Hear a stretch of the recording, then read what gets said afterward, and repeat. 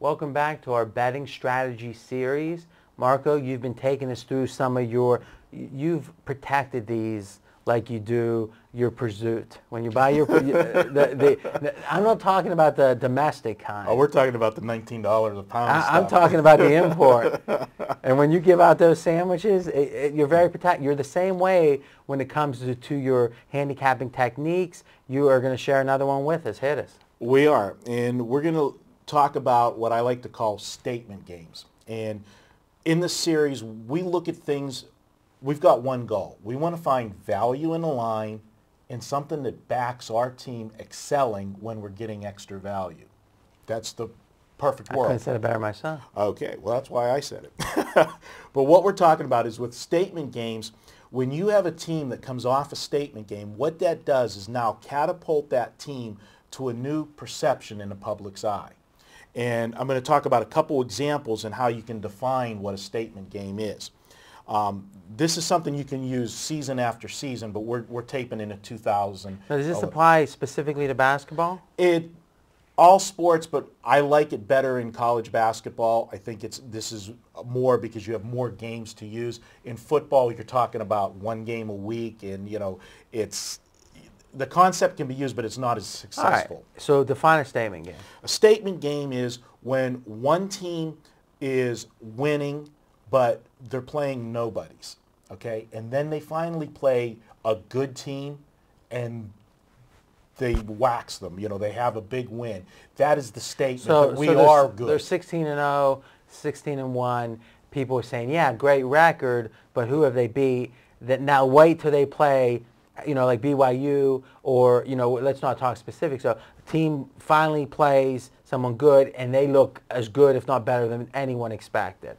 Okay. Absolutely. So they've made their statement. We're great. You've made their statement, so now the public perception is they bought into them. You're going to have an increase in the line.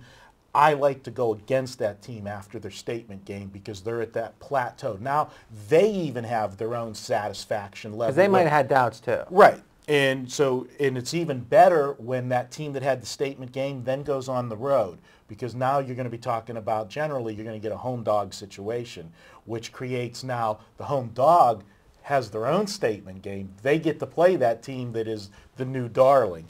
And a perfect example of that happened this past week. There was a couple games on Saturday. Well, we don't want to get too specific, so talk generally. Okay.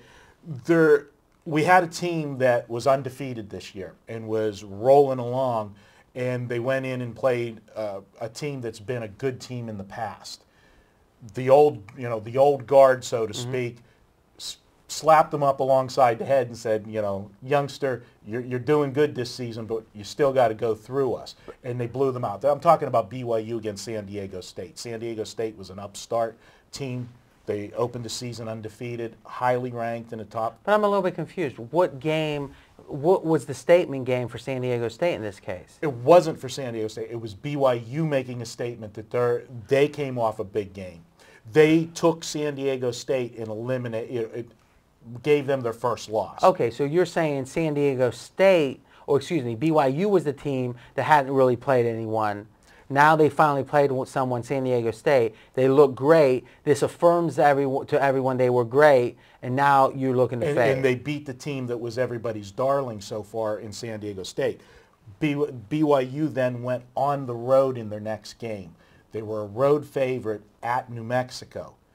New Mexico, historically, a tough place to play at the pit, and you got value because BYU laying what I thought was an inflated number, and you got, New Mexico, a good value as a home dog.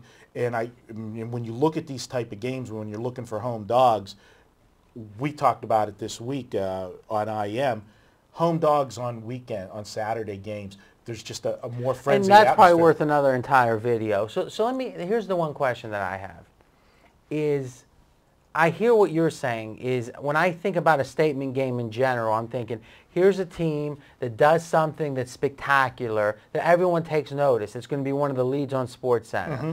And the casual fan that isn't digging deep is saying, wow, this team is better than I thought. I get that. Fading, there's a premium on them, value on fading them. What I've never really heard before is you're saying this is especially the case if you've got a team that's been getting some attention prior, but it's always been suspect attention, as in, yeah, maybe, but. You're like a fighter that's 13-0, but hasn't really fought anyone.